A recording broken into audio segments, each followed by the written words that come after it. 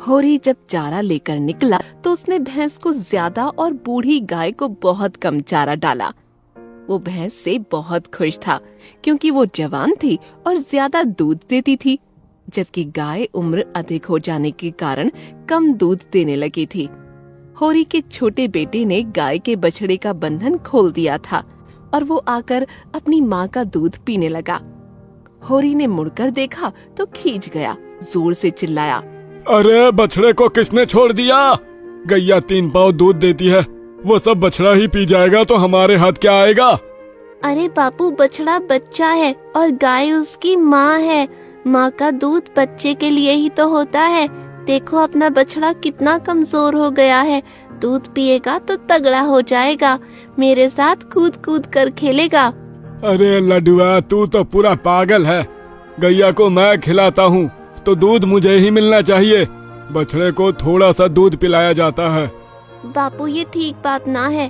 बेचारी गैया को कितना कम खिलाते हो। भैंसिया को तो पेट भर भर के खिलाते हो, गैया का पेट भरता नहीं है। देखो ना कितनी कमजोर हो गई है। गैया को डंडे से मारते हो और भैंसिया को बहुत प्यार करते हो। ये बहुत ही नाइंसाफी है। मुझे गैया का दूध नहीं पीना, मैं दूध बछड़े को पिलाऊंगा। चल भाग, नहीं तो तुझे भी डंडे से मारूंगा। आजकल बहुत बोलने लगा है। छोटा लड्डू वहाँ से चला गया, लेकिन बात उसने बहुत सही कह दी थी। होरी ने बछड़े को खूंटे से बांध दिया था। गाय माँ और उसका बच्चा दोनों एक दूसरे को तड़पती निगाह से निहार रहे थे। होरी चला गया तो लड्डू ने फिर से गाय के बछड़े को छोड़ दिया और वो अपनी माँ का दूध पीने लगा।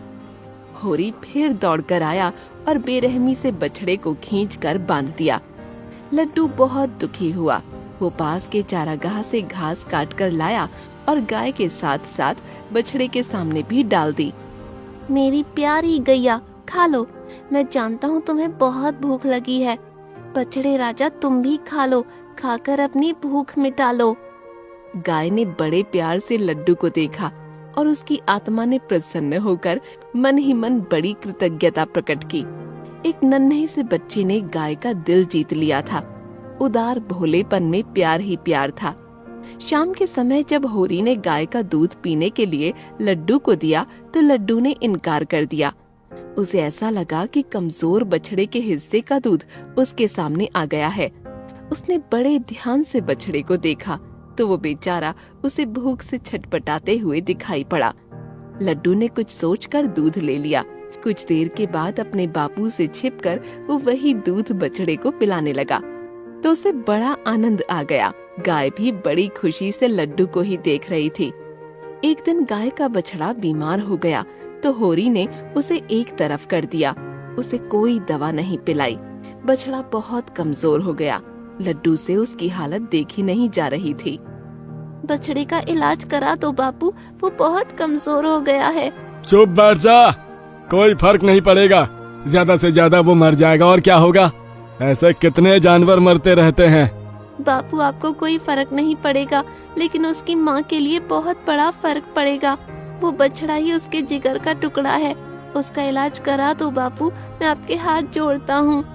होरी ने अपने बेटे की बात नहीं मानी और चला गया। कुछ समय के बाद लड्डू भी बीमार पड़ गया। होरी और लड्डू की माँ दोनों परेशान हो गए। डॉक्टर को बुलवा लिया, लेकिन लड्डू दवाई खाने को तैयार नहीं हुआ। मैं दवाई नहीं खाऊंगा, पहले बछड़े का इलाज कराइए। मुझसे वादा कीजिए कि गैया और बछड़े का पूरा ख्याल रखेंगे, बछड़े को खूब दूध पिलाएंगे। बात मानने के लिए तैयार हो तो ही मैं इलाज करवाऊंगा। आप लोग इस बछड़े का इलाज क्यों नहीं कराते? बच्चे को गहरा दिमागी सदमा लगा है। अगर बछड़े का इलाज नहीं हुआ तो ये भी ठीक नहीं हो पाएगा। डॉक्टर साहब, मैं बछड़े का इलाज करवाऊंगी।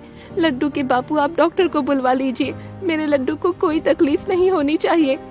अम्मा, यही बात तो बछड़े की माँ भी सोचती होगी। लड्डू, मैं तुम्हारी सारी बात मानने को तैयार हूँ। चिंता करना छोड़ दो, इलाज करा लो बेटा। जानवरों के डॉक्टर आ गए और बछड़े का इलाज शुरू हो गया। बछड़े ने दवाई खाई तो लड्डू ने भी दवाई खा ली।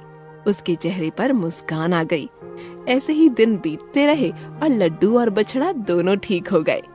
होरी जान गया कि गाय और बछड़े में लड्डू की जान बचती है।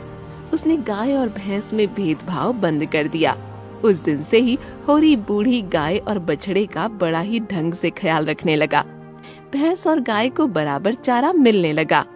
बछड़े को भी अच्छे ढंग से दूध मिलने लगा। अब तो वो भला चंगा और तगड़ा हो गया। लड्डू और बछड़े की जोड़ी देखते ही बनती थी। दोनों साथ साथ खूब खेलते थे।